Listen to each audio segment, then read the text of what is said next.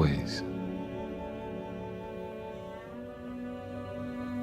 And forever. After 4 seasons of tribrid drama, the CW's Legacies is coming to an early conclusion. Son of a...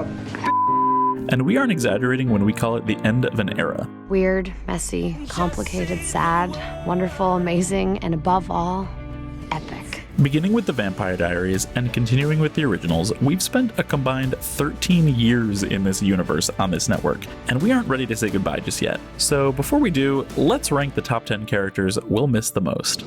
Hope. Her name is Hope. Coming in at number 10 is Legacy's leading lady Hope Mikaelson, played by Danielle Rose Russell. This is the part where you attack me and deeply regret it later. We feel like we've watched Hope grow up before our eyes, because we have. She looks like her mother. Well, she has a hint of the devil in her eyes. That's all me. Imbued with her parents' best qualities, Hope's power and passion make her both a formidable foe and an invaluable ally. Don't get up. I'll come down. Besides, Legacies briefly showed us what the world would be like without Hope, and it was not a good place. Looks like you guys could use some help. At number 9, we have no choice but to go with... Rebekah! That's right, Rebekah Mikaelson, played by Claire Holt. My day just got a whole lot better. Arguably the funniest and most glamorous member of the Mikaelson family, the woman Damon once referred to as Barbie Klaus never fails to tell it exactly like it is. So this is what you do the first time we're back together as a family, Vampire Book Club. And Bex only became more layered as the years went on, from her desperate desire for humanity to her undeniable love for Marcel. Just don't call her insane. She prefers spontaneous. Can I interest anyone in a swift and painless death? Number 8 is Elijah Mikaelson, played by Daniel Gillies. It's been a glorious ride, Klaus. With his smooth moves and cunning intellect, Klaus's extremely respectful brother could do it all. Hey! Well, except keep the people he loved from meeting horrific ends. Seriously, this guy's track record for dead lovers is right up there with Alaric's. You seem vexed, brother. Checking in at number 7, we have Elena Gilbert Salvatore, played by Nina Dobrev. It hurts. It hurts. Just make it stop. Please make it stop. It hurts. Who deserves credit for carrying much of the Vampire Diaries' dramatic and romantic weight for 6 years, and for that pink hair she experimented with in season 4. On top of that, Elena also rolled with the punches better than anyone. Well, almost anyone.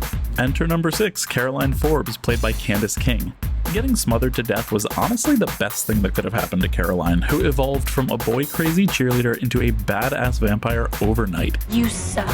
And that was just the first phase of her franchise-long evolution into the empowered, globe-trotting mother of 2 she is today. No to the phones, maybe to the dance, and yes to defying the patriarchy one plaid skirt at a time.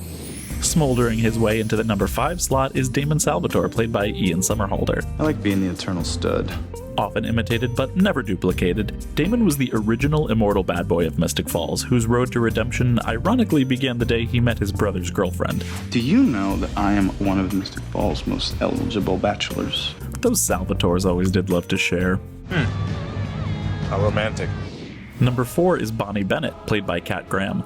Simply put, this is the witch you want in your corner when things go south. Endlessly powerful and selfless to a fault, Graham's character spent 8 agonizing seasons sacrificing herself, often literally, hence her multiple deaths, in order to keep her friends and family safe. At number 3, did someone say hero hair? I should be upstairs grooming my hero hair. Are you drunk? I don't know, Mom. Am I? It's Stefan Salvatore, played by Paul Wesley, who's technically responsible for the title of the show. Is he not a vampire? Were they not his diaries?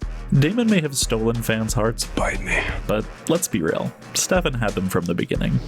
Our number 2 pick is Katherine Pierce, played once again by Nina Dobrev. Duh.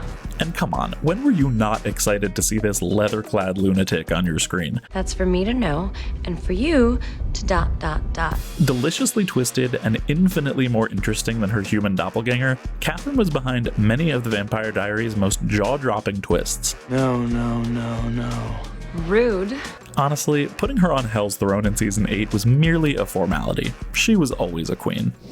Speaking of royalty, which character reigns supreme at number 1? Why, none other than Klaus Mikaelson, played by Joseph Morgan, the man, the myth, the legend.